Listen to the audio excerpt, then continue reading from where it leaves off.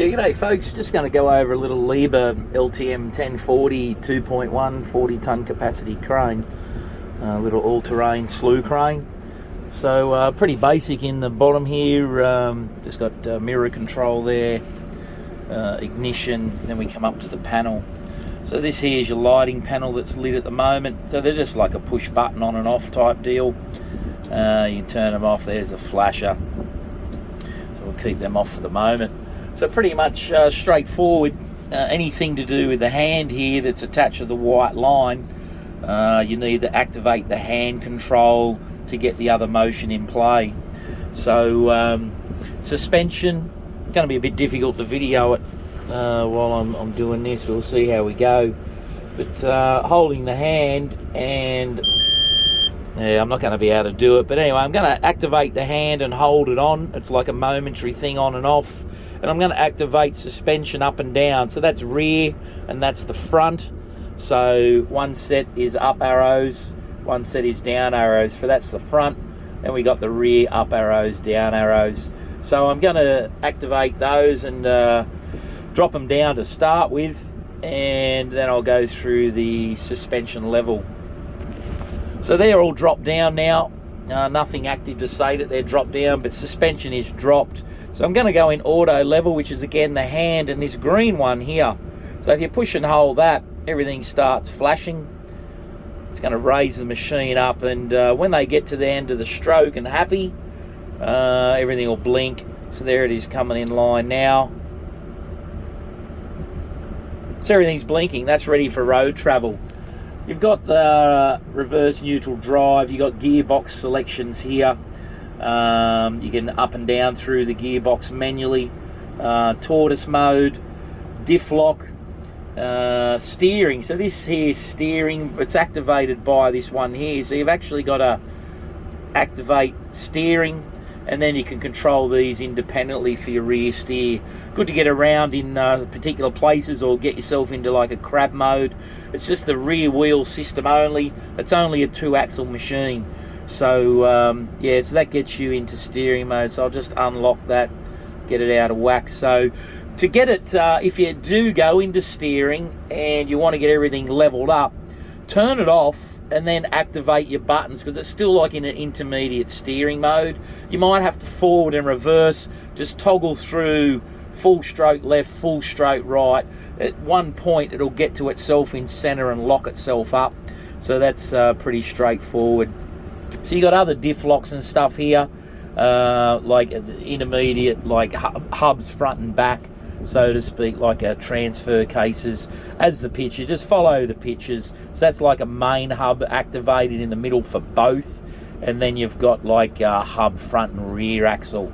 So the picture shows you the steering. So that's front steering on this end, and the straight one of the admittedly steering locked into a lock position.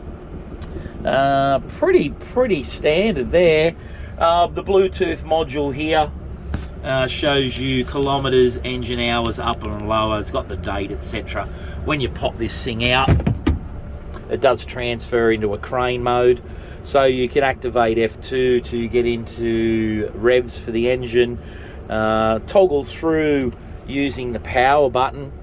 If you press this power button up the top here, toggles through different modes. So once you've got everything set, outrigger deployment is only on one side of the machine. So pressing F4 as per the display switches which side of the machine you're actually standing on for outrigger deployment. It's just it's a fail-safe thing, so you're not on one side of the machine throwing outriggers out on the opposite side next thing you've impacted. It wants you to be on the side of the machine that you're deploying outriggers.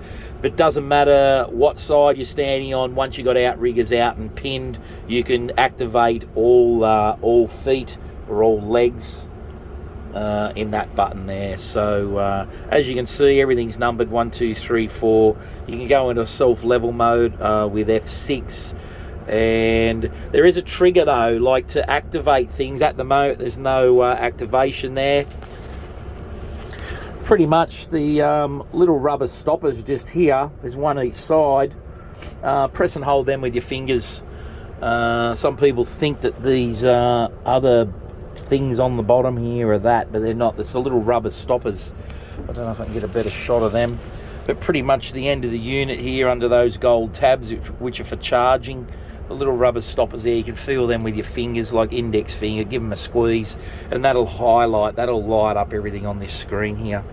So yeah, pretty good little machine. It's timing out. When you hear that squawking, it's a timeout type deal.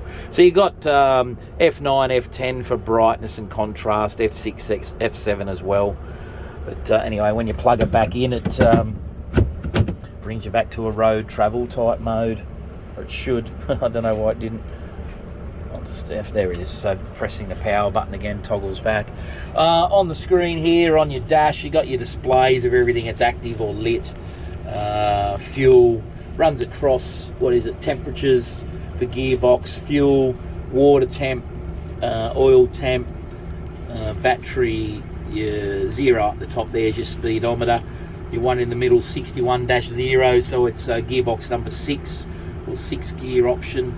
It just scrolls through automatically, revs on the bottom, then air tanks on the side there, then pressure. When I hit the brake pedal, you can see the pressures come up on 1 and 2. But yeah, look, good little unit, pretty basic to get your head around one of these. Down here, aircon, I don't know if that's an aftermarket one or something. Fan controls, you can adjust your temperature. So everything here is pretty much cabin comfy, or cabin to get the cabin comfortable. You turn your lights on, as I mentioned before. Got like a fog light system there, and flasher, then hazard light. So anyway, guys, hope that's helped you out a little bit in terms of the little LTMs. Great little machine to operate. I'll do another video from the back cab. Cheers.